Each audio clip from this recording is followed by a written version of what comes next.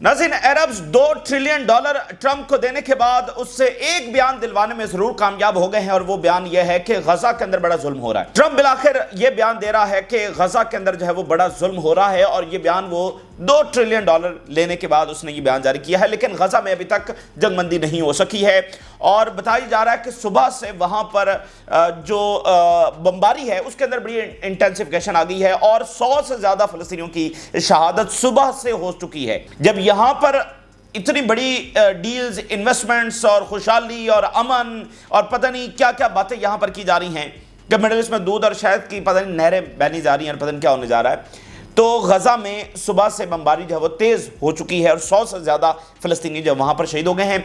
और ईरान की जानिब से पहला रद्द अमल ट्रंप के इस दौरे के ऊपर आ गया है, यानी पहला मुल्क जिसका इस दौरे के ऊपर जब रद्द अमल सामने आया है वो ईरान है।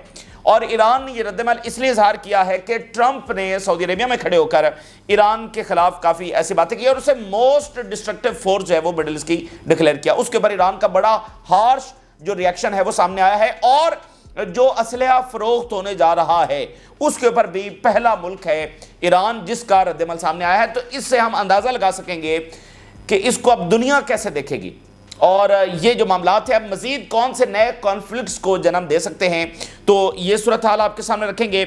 इसी दरमियान जो है वो स्पेन ने बड़ा हार्श स्टांस जो है वो इजराइल के खिलाफ लिया है, और इस्तंबुल जो है वो मरकज बन गया है यूक्रेन समिट के हवाले से। यूक्रेन जंगबंदी के हवाले से इस्तंबुल इस वक्त मरकज बन चुका है, जहां पर ज़ेलेंस्की पहुंच चुका है, और रशिया का हाई लेवल डेलीगेशन जिसको हेड कर रहे हैं रशिया के फॉरेन मिनिस्टर, वो जनाब इस वक्त पहुंच चुके हैं। तो ये तमाम ताज़ा तरीन जो सूरत हाल आपके सामने रखेंगे। नाज़रीन, ईरान के जो रिस्पांस आया है उससे ज़रा आगाज़ करते हैं।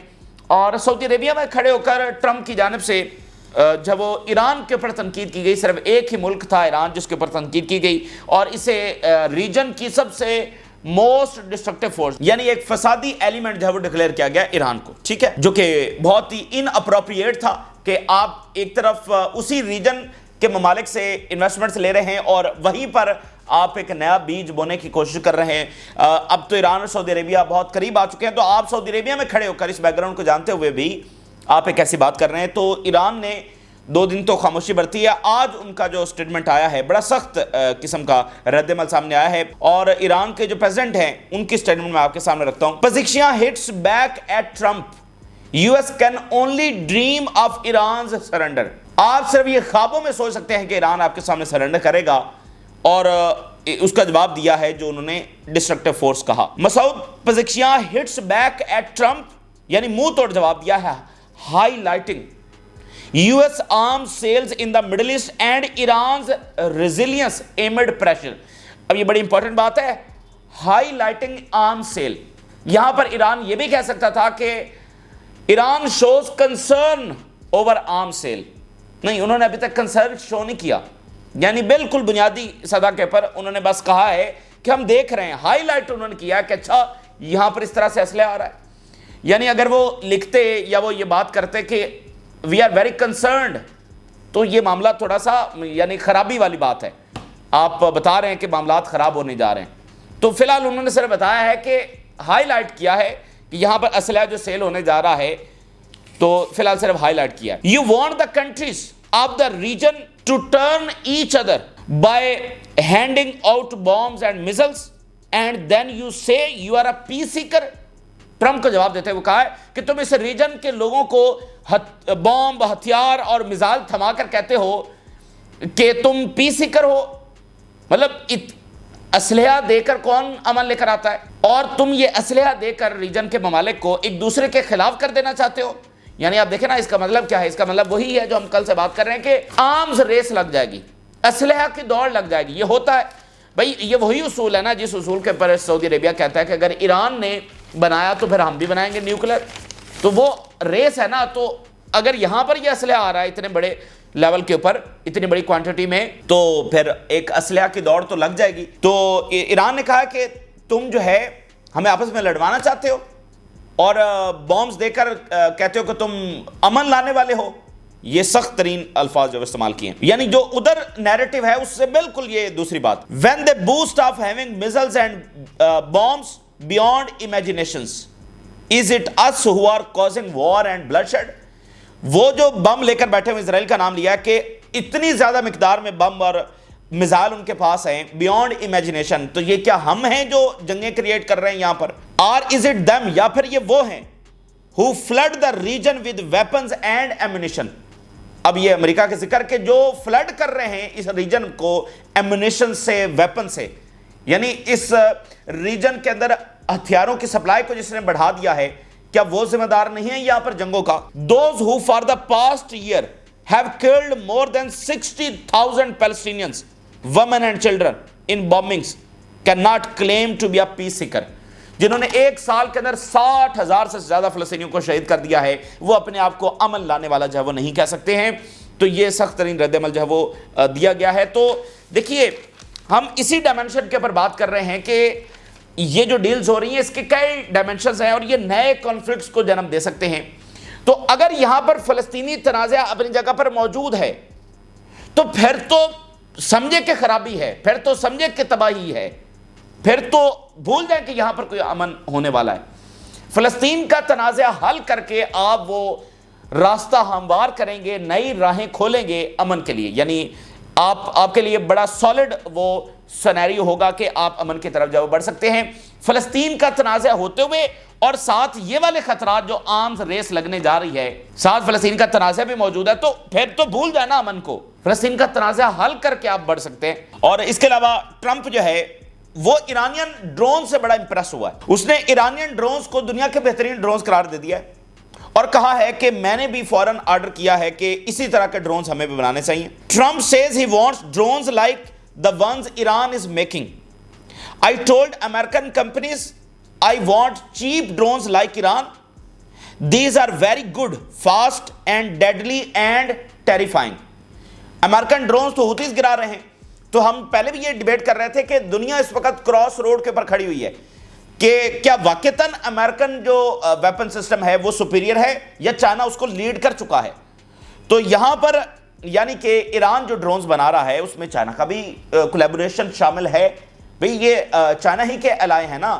تو اگر ایران اتنے اچھے ڈرونز بنا رہا ہے کہ امریکہ کہہ رہا ہے کہ ایران جیسے ڈرونز بناؤ، تو جو امریکن اسلحہ خرید رہے ہیں تو کیا وہ گھاٹے کا سودا کر رہے ہیں یا صحیح سودا کر رہے ہیں؟ یہ بہرحال ایک ڈیبیٹ ہے جو جاری رہے گی.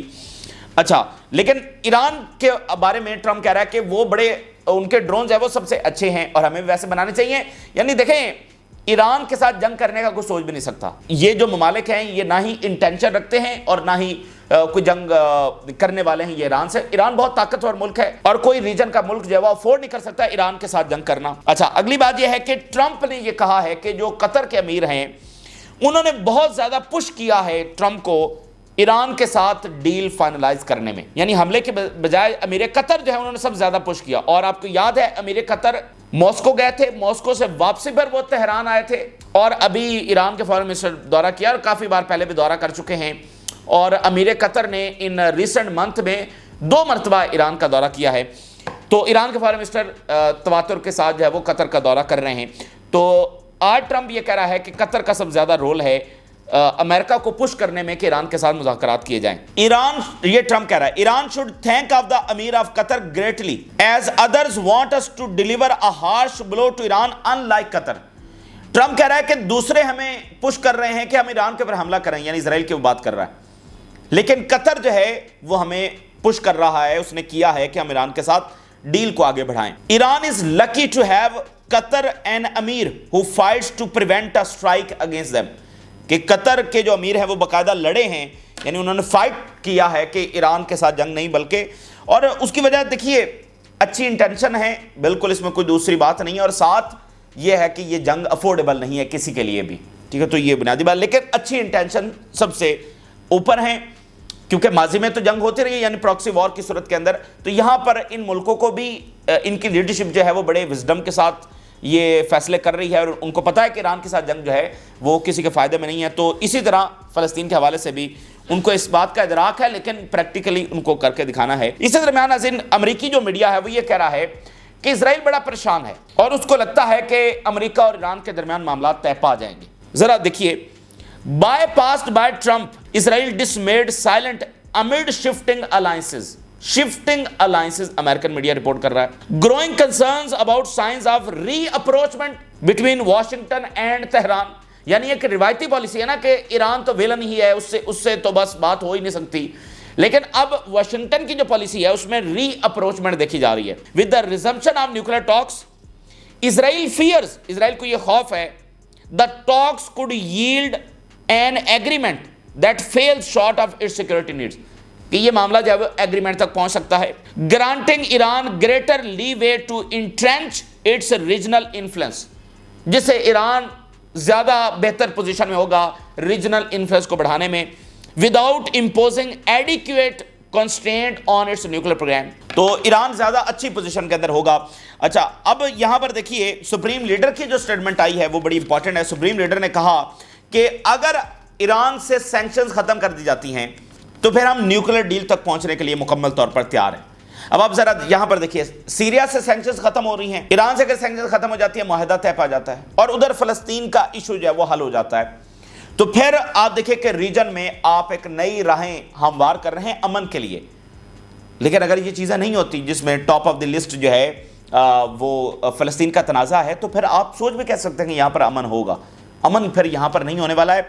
आप खुशहाली पीस सिर्फ उस सूरत में लेकर आ सकते हैं, पहले जो फलस्तीन का तनाज़ा है वो हल किया जाए और ईरान के साथ जो है वो आगे एग्रीमेंट की तरफ बढ़ा जाए और इसराइल को जो है वो लगाम डाली जाए और जिन्होंने ये जुल्म किया है उनको सजा दी जाए। ये बुनियादी चीज़ है। कतर के जो प्राइम मिनिस्टर हैं उन्होंने इंटरव्यू दिया है CNN को और बड़ी इंपॉर्टेंट बात उन्होंने की है और ये हमारी इस बात की तस्दीक है। कतर के प्राइम मिनिस्टर ये कह रहे हैं कि इसराइल और रीजनल कंट्री का जो तनाज़ा है उसका जो रूट कॉज है, यानी बिल्कुल बॉटम में असल मुद्दा क्या है, वो ये है कि occupation of the Palestinian and Syrian lands, फलस्तीनी और शाम की सरजमीन के ऊपर जो इसराइल ने कब्जा कर रखा है, ये रूट कॉज है मसले का। तो जब मसले का रूट कॉज ही नहीं हल होगा तो फिर मसला कैसे हल होगा?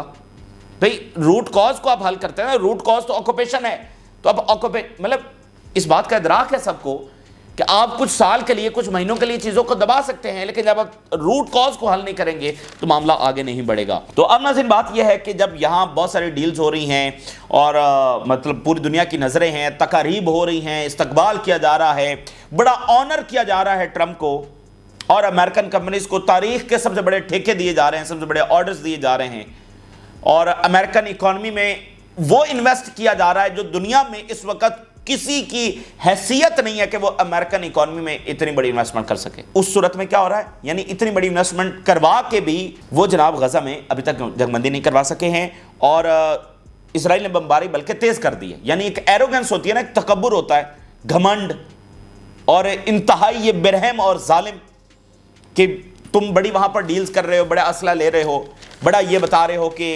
तुम अमेरिका के बड़े करीब हो गए हो।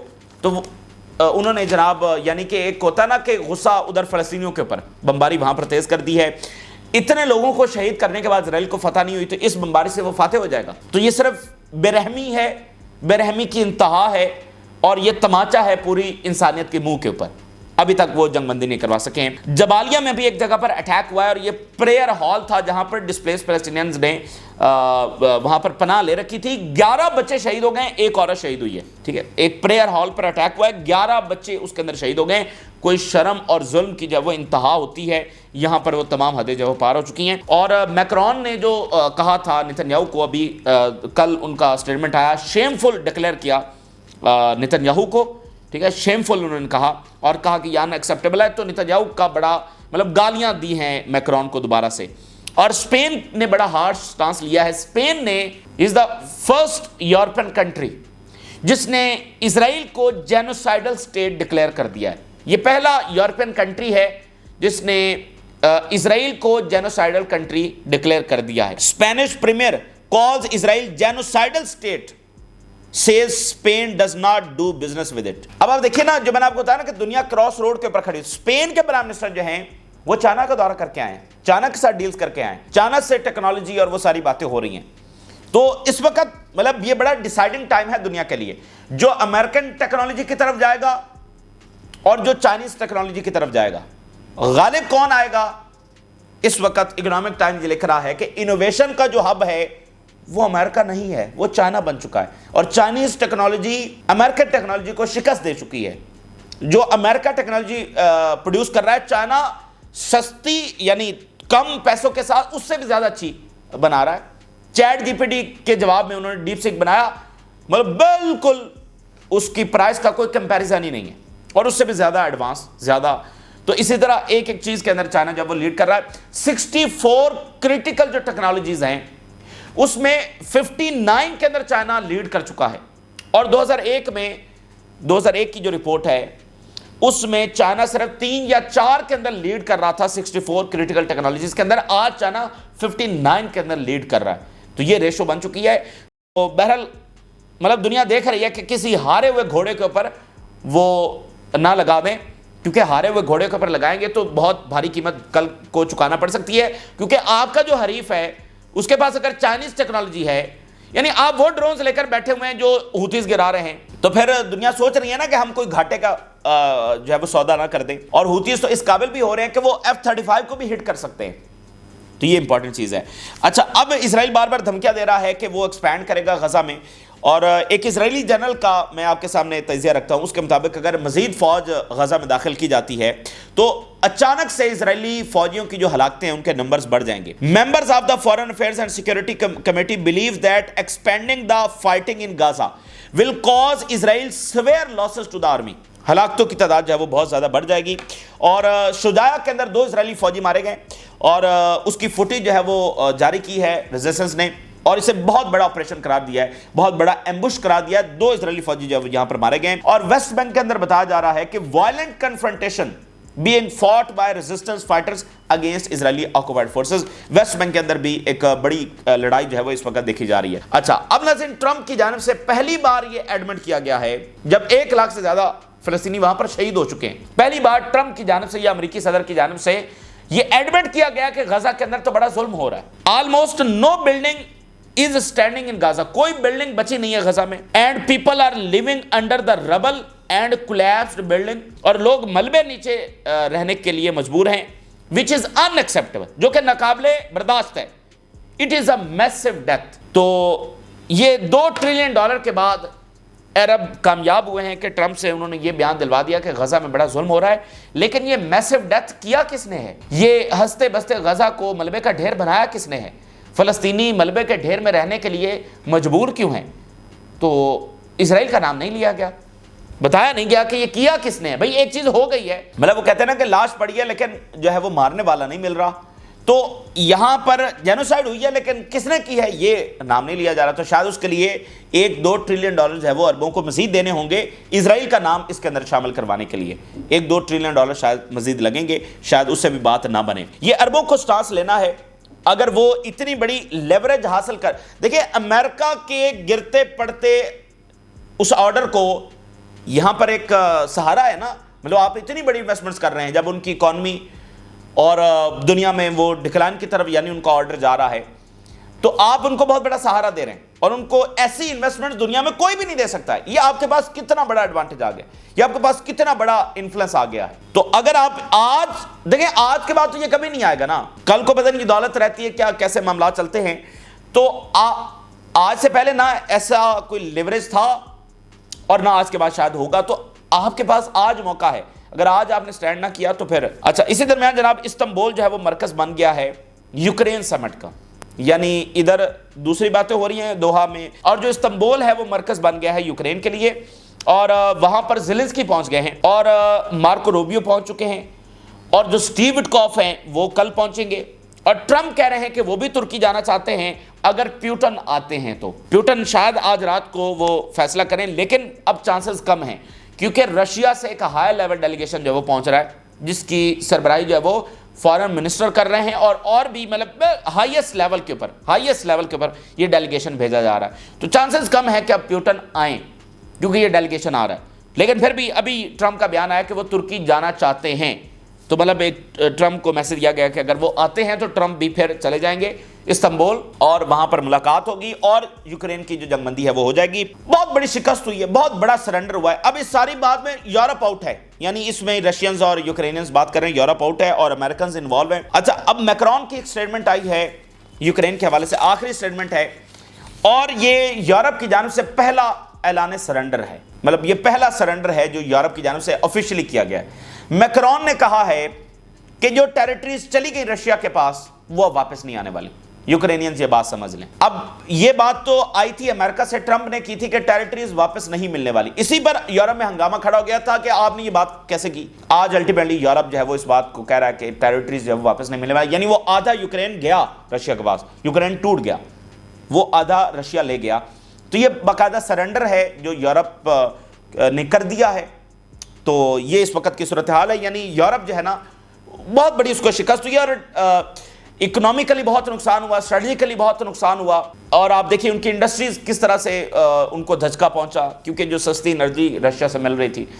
تو بہرحال اب یہ سینیریو ہے کہ یورپ نے اب دیکھنا ہے کہ آگے کیسے بڑھنا ہے، مڈل ایسٹ سے کیسے انگیز کرنا ہے، اور چائنا کی مڈل ایسٹ کے حوالے سے کیا موو ہوگی یہ بہرحال دیکھنا ہے. اور ایران ہائی لائٹ کر رہا ہے کہ آپ فلڈ کر رہے ہیں ریجن کو اسلحہ دے کر، اور آپ ہمیں آپس میں لڑوانا چاہتے ہیں. ٹھیک ہے، تو یہ ایک پہلا اشارہ ہے، پہلا رد عمل ہے جو دنیا نے دیا ہے اس اسلحہ ڈیلز کے اوپر. تو یعنی دنیا دیکھ رہی ہے کہ آپ معاملات کو یہاں پر یعنی لڑوانا چاہتے ہیں. آپ بھئی اسلحہ دے کر تو آپ کوئی امن والا معاملہ نہیں نہ ہو سکتا. تو یہ اس کے کئی سارے پہلو ہیں جس کے اوپر ہم ڈسکس کرتے رہیں گے.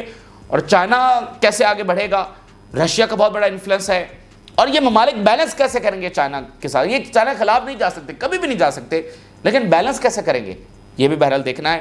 تو یہ اس وقت کی تازہ ترین تفصیلات ہیں جو آپ کے ساتھ شیئر کی. ہم نے رائے ضرور آگاہ کریں. اجازت دیجیے، اللہ حافظ.